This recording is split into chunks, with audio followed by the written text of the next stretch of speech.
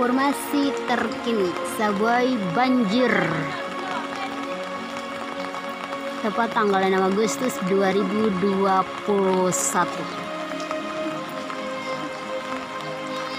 Ini adalah salah satu dampak dari illegal login oleh CV SBM. Bos menikmati uang, masyarakat menderita. Ini air sudah mulai susut, tadi itu air dia sama rata dengan pagar.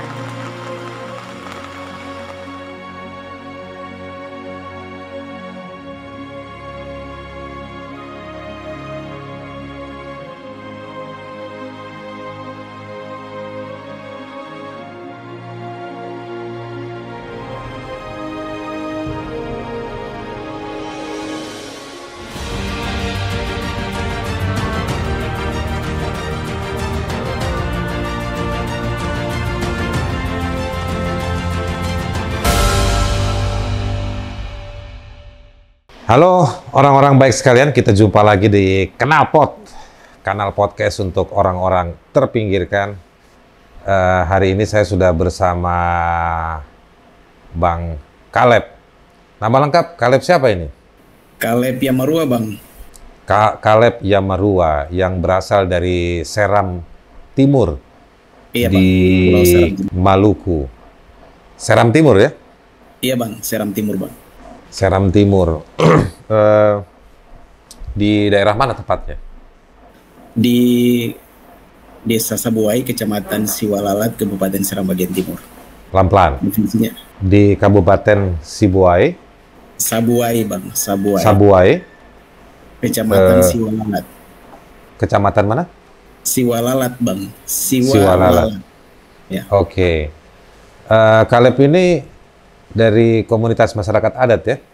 Iya, Bang. Dari komunitas masyarakat adat setempat. Komunitas masyarakat adat apa namanya? Sabuai, Bang. Komunitas masyarakat Sabuai. Baik. Jadi saya dapat beberapa bahan informasi tentang praktek illegal logging dan juga ada dua teman ya. Kamu ya salah satunya ya Iya, yang Bang. dipidanakan. Saya salah satunya, Bang. Dilaporkan pidana ya oleh ke kepolisian. Jadi ceritanya bagaimana? Ini illegal logging oleh perusahaan apa? Illegal logging oleh perusahaan CV Sumber Berkat Makmur, Bang. CV Yang bergerak di bidang mendapat izin perkebunan, tapi faktanya melakukan pembalakan. Jadi si CV apa tadi namanya? SBM, Sumber Berkat Makmur, Bang. Sumber Berkat Makmur ini, SBM ini dapat izinnya izin perkebunan. Iya, Bang. Dapat izinnya Di izin perkebunan. lokasi mana? Lokasinya di mana? Di lokasi hutan masyarakat adat Sabuai, Bang. Di lokasi hutan masyarakat adat Sabuai. Ya. Oke. Perkebunan apa izinnya? Perkebunan pala, Bang. Pala. Perkebunan pala. Tapi pada kenyataannya mereka membabat hutan. Iya, Bang. Dan kayunya dijual. Iya, Bang. Oke. Di hutan itu berapa luas tuh izin yang mereka dapat? Izin yang mereka kantongi dari pemerintah daerah setempat itu seluas 1.183 hektar, Pak. Pada kenyataannya mereka menguasai berapa? Pada kenyataannya mereka menguasai lahan itu di luar daripada 1.800 hektar tadi, Bang. Dan jadi itu di luas hektarnya, Bang. Oke. Dan itu di lokasinya komunitas masyarakat adat ya? Iya, masyarakat adat Sabuai, Bang. Masyarakat adat Sabuai. Bisa cerita dikit nggak, Caleb? Masyarakat adat Sabuai ini aktivitasnya apa di hutan tersebut? Sudah berapa lama masyarakat adat ini? Ya baik, terima kasih, Bang. Aktivitas dari masyarakat Sabuai sendiri pada hutan adat itu menjadi penyangga keberlangsungan kehidupan masyarakat adat di sana, Bang. Dari sisi hutan sendiri ada berbagai macam potensi alam di sana, Bang. dari masyarakat yang suka berburu, dan itu menjadi sumber-sumber mata pencarian juga bagi sudah turun temurun ya setempat, Bang. Ya, secara turun temurun, Bang. Hanya saja ketika masuknya perusahaan CVSBM ini itu pada tahun 2018, Bang. Ketika itu pihak CVSBM ini mensosialisasikan masuknya perusahaan CVSBM ini ke masyarakat Sebuai, dan itu dilakukan sebanyak 3 kali. Nah, tujuan daripada sosialisasi itu adalah membicarakan soal penyerahan lokasi hutan yang kemudian akan dilepas kepada CVSBM untuk melakukan eksploitasi hutan di sana, Bang, untuk kepentingan pembangunan kegiatan perkebunan di sana, Bang. Masyarakat setuju?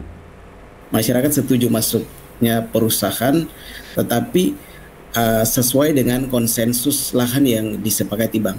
Ada tiga lokasi hutan di sana yang sudah terhitung dalam luas hektar tadi, Bang. Tapi pada kenyataannya ketika perusahaan ini mendapat izin lanjutan, dalam hal ini IPK dari Dinas Provinsi Maluku, Dinas Kehutanan Provinsi Maluku yang mendapat mendelegasikan kewenangan dari Kementerian Lingkungan Hidup dan Kehutanan, ternyata aktivitas yang kemudian mereka lakukan dalam hal ini membabat hutan itu melenceng daripada kesepakatan yang disepakati dengan masyarakat sebagai pemilik lahan, Bang. Kesepakatan itu tertulis semuanya? Kesepakatan itu tidak tertulis, Bang. Oh, jadi kesepakatan cuma lisan aja dengan ketua-ketua adat? Iya. Di sana juga perusahaan menjanjikan berbagai harapan-harapan, termasuk ketika masuknya perusahaan ini atau hadirnya perusahaan ini dapat mendongkrak pertumbuhan ekonomi masyarakat di sana, Pak. Ada perputaran keuangan yang bagus, tetapi faktanya jauh daripada apa yang diharapkan dan apa yang dijanjikan, Bang. Nah, terus perusahaan juga ada dapat dukungan dari masyarakat, dari aparat gitu ya? Iya, Bang. Iya, Bang. Jadi ada konflik horizontal juga dong di antara masyarakat?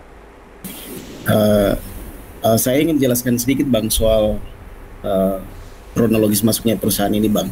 Silakan, ternyata ketika masuknya perusahaan ini, izin yang kemudian diterbitkan oleh pemerintah daerah setempat adalah izin usaha perkebunan, Bang.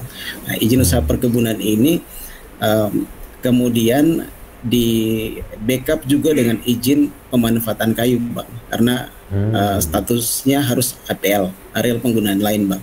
Nah, tetapi pada faktanya izin yang kemudian dikantongi oleh CVSBM ini tidak diikuti dengan izin lingkungan, Bang, izin lingkungan dan AMDAL, Bang. Bahkan ketika saya dan beberapa kawan-kawan melakukan investigasi ke kampung kami sempat berdiskusi dengan kepala pemerintah negeri di sana, Bang, kepala pemerintah desa di sana, Bang, kepala desa di sana, dan pernyataan menarik daripada kepala desa di sana, pihak CVSBM ini sebagai pemrakarsa usaha tidak pernah menyampaikan informasi sedikit pun terkait dengan AMDAL, Bang. Padahal kita tahu bahwa dalam berbagai produk regulasi atau produk hukum, misalnya Undang-Undang 32 tahun 2009 tentang pengelolaan perlindungan lingkungan hidup, kemudian dilanjutkan juga penjabarannya lewat melalui produk hukum turunan, dalam hal ini Peraturan Menteri Lingkungan Hidup dan Kehutanan nomor 17 tahun 2012. Nah, di sana menjelaskan soal pentingnya AMDAL sebagai prasyarat berusaha, Bang. Nah, tetapi faktanya dalam pembahasan AMDAL sendiri atau terkait dengan AMDAL ini sendiri tidak pernah disentil oleh pihak CVSBM sebagai pemrakarsa usaha, Bang. Jadi dari dokumen izin lingkungannya, kemudian AMDAL yang menjadi prasyarat dia memperoleh izin usaha perkebunan sebagaimana diatur dalam pasal 45 Undang-Undang 39 tahun 2014 itu sama sekali tidak dikantongi, Bang. Dan akibatnya kalau saya lihat di video-video itu ada banjir ya. Ada banjir, Bang. Kerugiannya apa aja tuh dari banjir itu? Apa aja yang jadi habis gara-gara banjir? Kerugian yang dialami oleh masyarakat Kerusakannya seperti apa? Ada banyak sekali kerusakan ringan, Bang. Ada dapur yang dibangun kemudian dihantam oleh banjir, kemudian rusak.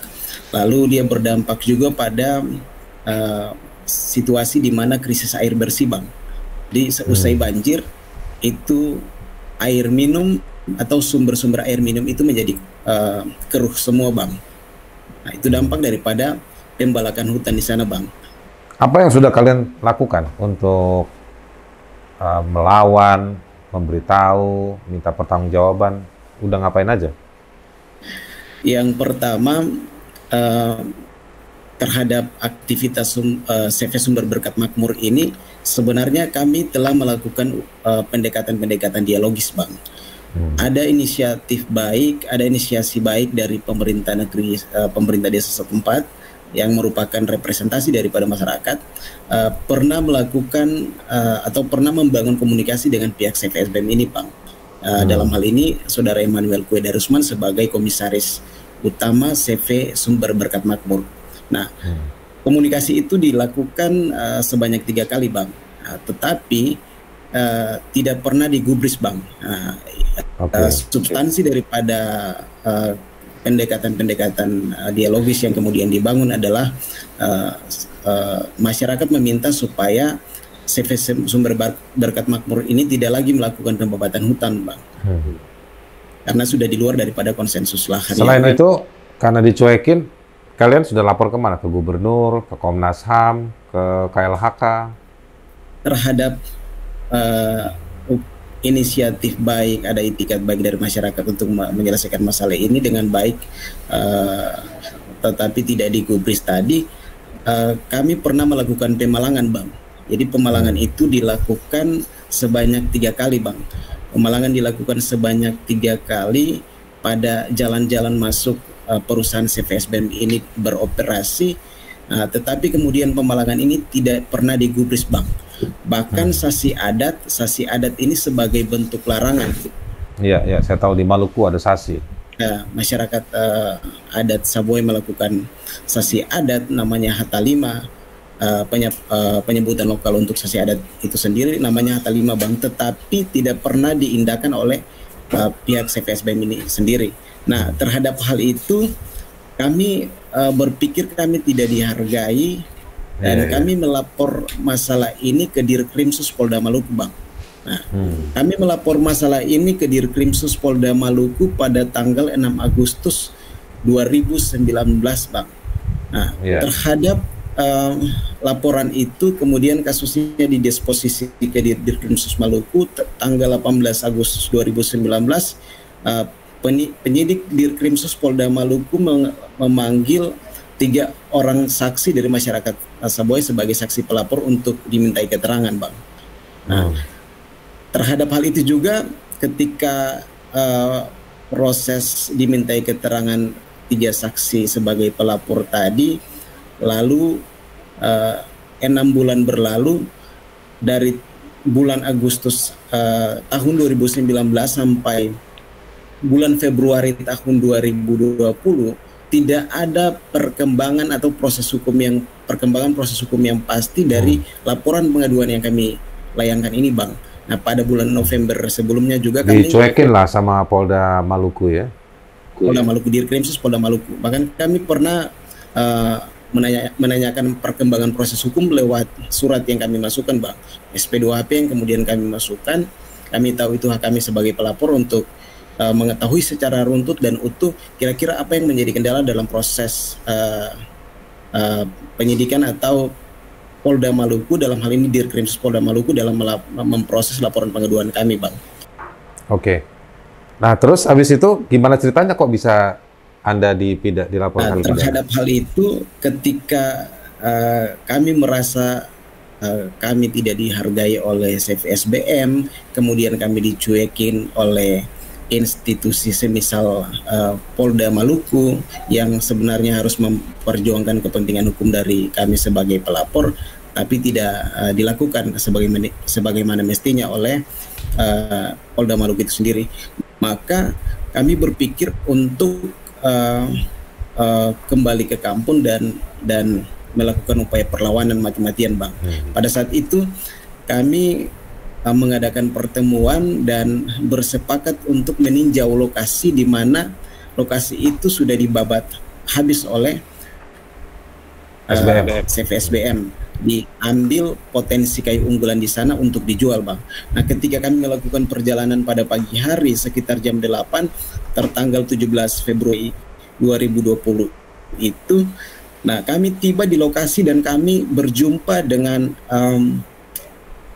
karyawan CVSBM ini yang sementara mengoperasikan kendaraan atau alat berat mobil operasional CVSBM ini sendiri dalam melakukan pengangkutan kayu-kayu di sana, Bang. Nah, terhadap hal itu juga kami marah, secara spontan kami marah dan kami merusak kaca mobil operasional milik CVSBM, Bang. Oh, disitulah kamu jadi pintu masuk dilaporkan pidana. Ya, Bang. Nah, itu yang menjadi dasar dari bos CVSBM ini melapor pidana kami, Bang. Jadi kamu udah ditetapkan, siapa lagi kamu dan siapa lagi yang ditetapkan sebagai tersangka?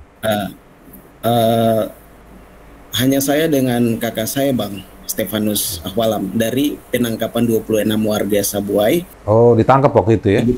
Ya, penahanan 5 hari di Polsek Werinama, kemudian diserahkan proses hukum lanjutan oleh Polres Seram bagian Timur dan ditetapkan sebagai tersangka, Bang.